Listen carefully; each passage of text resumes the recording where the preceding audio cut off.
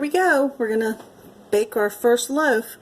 Well, actually, we're going to make our first loaf, and then we'll bake our first loaf probably anywhere between 6 and 10 hours from now. So our starter, the dehydrated starter, after 4 feedings, it came up really nice. And if you can see, you know how I think it was like the first or the second video, I posted the float test. So I'm not going to do the float test on this one right now because I need to do this video. It's going to take a while, but it smells lovely. But if you can see all the little bubbles inside, it's all nice and bubbly, and it's airy, and you can't really tell how airy and fluffy it is, but I know it would float. So, but anyway, so we're going to use that for our thing here. I've already started one loaf over here, and I'm going to explain why in just a moment. Okay, so our basic recipe, you're going to need 3/4 cup of the active starter. So that's after it's been fed and it's nice and bubbly and it passes a float test. So what I base that on is 1/4 cup of active starter per cup of flour. And actually you can do that with much less, but beginning you want to make sure you have enough starter in there, and then you can taper down if you want later on. It just takes a little longer to rise. Let's see here what else. So 3/4 cups of flour. Again, the flour, you want to make sure that it's non-bleached flour. And then your salt, so you're going to have like 3/4 tablespoon of salt. You can decrease that. I've decreased that down to 1/3 tablespoon of salt, and even less. I've done like an 1/8 of a teaspoon, an 1/8 of a tablespoon for some of my clients that are like lower sodium, but it does change the flavor. Salt is what brings out the flavor, and if you use a good salt, like I use and that's another thing about salt, is you want to use a salt that does not have anti-caking agents. Anti-caking agents, well, at least I do, because anti-caking agents are known to inflame, to cause inflammation, and because I live with a chronic illness, with fibromyalgia, I try to avoid anything that's going to trigger my inflammation at all. So at Walmart you can get this one right here. It's called Body sea salt, and it's the fine one. You can do coarse, but the fine it goes through a lot easier in the dough. Doesn't take as long for it to absorb up, but that one you can use. It's one that I use a lot. Let's see what else. And your water, of course, you don't want it to be chlorinated. Again, if you only have chlorinated water, you want to set a jug of it aside like overnight, and that would dissipate the chlorine. So simply flour, salt, and water. That's all you're going to have in your loaf. Alright, so let me explain a couple of these other things that I've got going on here. Autolyse is a rest period. So you're going to mix up this is what I've got here. I've got some starter and water and flour in here, and it's resting. It's been resting for about 15 minutes. So you want to do that between 15 minutes and an hour. Some people I know do it overnight. That's up to them. I personally haven't noticed a difference between 15 minutes, an hour, 2 hours, 5 hours. I've tested different theories. So I usually generally do about 15 minutes, between 15 and 30 minutes, and then I'll add my salt. So basically this is, you just want to combine, and I'll go ahead and do that now. You want to combine your flour, your salt, and your flour, your water, and your starter. So let me find, I have a 1/2 cup. I can only find my 1/2 cup measurement. So we're gonna work with that. So what I like to do, so we're looking at 3/4 cup, and let me tell you, this stuff is messy. And I'll teach you a couple tricks on how to not be so messy with it. Just some things that's taken me a few years to learn. Alright. Now, that rest, you want to make sure, like after I have a big bake, I always put aside at least that much off to the side, and then you can build on that, like we've been building this one. So, because that way you don't have a bunch of starter taking up room that needs to have lots of feeding. Alright. And this stuff is messy, I tell you. So what I'm going to do is I'm going to pour a little bit of water in here. Now that's my thing, is on my recipe I just put water. I didn't put how much. I've got 2.5 cups of water in this jar here. And so I'm going to take some of the water and I'm going to mix it up with the starter. I like to do that. You don't have to do that, but I like to do that because I think that it soaks into the flour better. Alright, so the Autolyse time, it allows for the water in the starter to kind of absorb into the flour. It improves the feel of the dough and the texture of the dough. It makes it nice and smooth so you don't have a bunch of lumpies in there. You don't want a bunch of lumpies in your dough.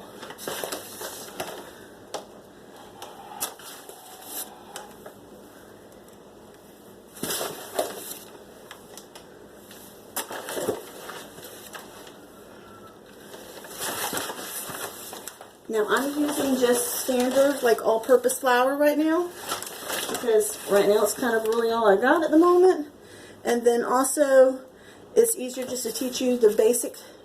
You can substitute, like if you want to do wheat, you want to use a little bit of, you know, all-purpose and then some wheat flour. I use a lot of, I'll do a lot of my own grains and things like that. And that's a whole different level of bread baking. So right now, we're going to get you started with doing the basics. So what you're going to do is you're just going to take your hand and you're going to put it in there. I'm wearing a glove right now because that way it's not so messy with me doing this video. But once you start doing the stretch and folds, I don't know if you can see that over here. I'll show you how to do that in a minute with this other one. When you start doing the stretch and folds, that helps with having your hand in there and feeling it, especially in the beginning without a glove or anything, is very helpful for you. It helps you to learn how it feels, if there's lumpies in there, things like that. So as far as the water goes, let me tell you about the water. I add a little bit at a time until I get it to the consistency that I want. Because if you go and add a whole bunch all at once, and I know like with the weather and stuff, it changes. Like a cup can end up being 2 cups almost, depending on kind of the air and the weather and things like that. So I just add a little as I go. I like my dough a little stiffer. I don't like a lot of hydration in my dough. I don't like it to be so watery I can't work on it. Because I like a nice fluffy loaf that I can score pretty. And there's different tricks to getting fluffy. If you have a Dutch oven, things like that. And that's some things that I'll talk with you about when we bake in just a little bit on the next video. Alright, so that is just the water, the starter, and the flour.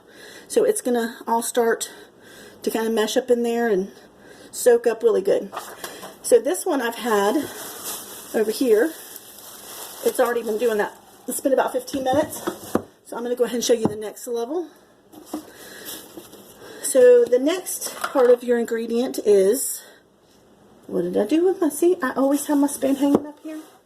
And I went and I moved it because I wanted to do this video, and I moved it. Now I can't find it. So, another one here. One moment. I tried to be all prepared. And as soon as I get done this video, I'll find it sitting like right out where I'll see.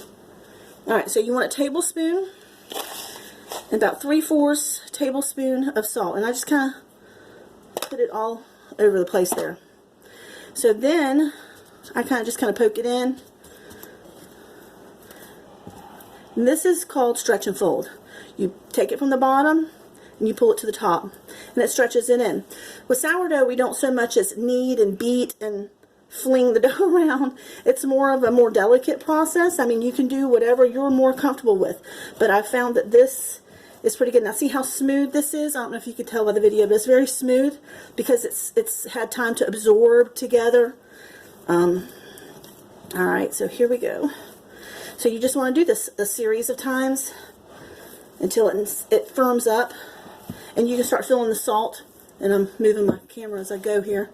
Alright, so usually when I can pick it up and flip it over like that and it not break apart, then I leave it. So what you're going to do is you're going to cover it up for a few minutes and count about 15 minutes, and then you're going to do it again. You're going to do that 3 times.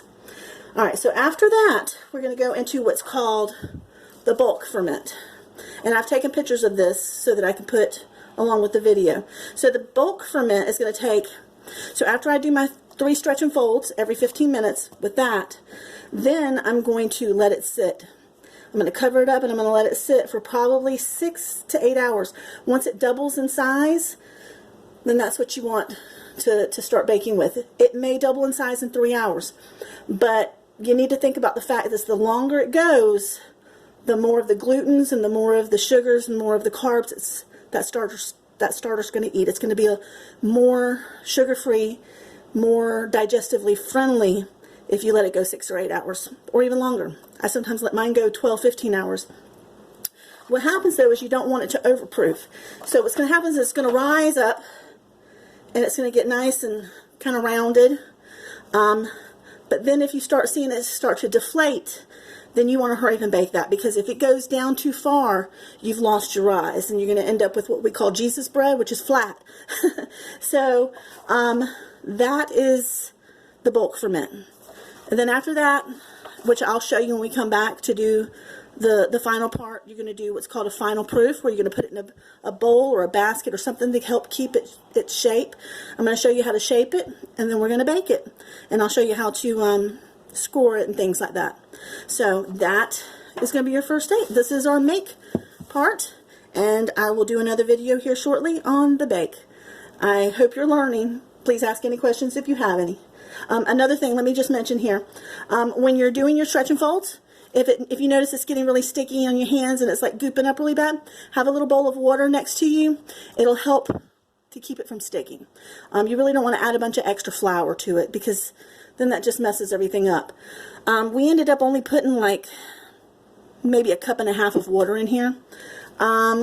Let's see what else. Also, if you do get a bunch of goopy on your hands, take a little bit of flour and sprinkle it on there, rub them together, and that'll help. And that's also another thing too, when your bowls are done, if you put a little flour in there, rub it out. That way it doesn't clog up your sink, because it gets really messy, guys.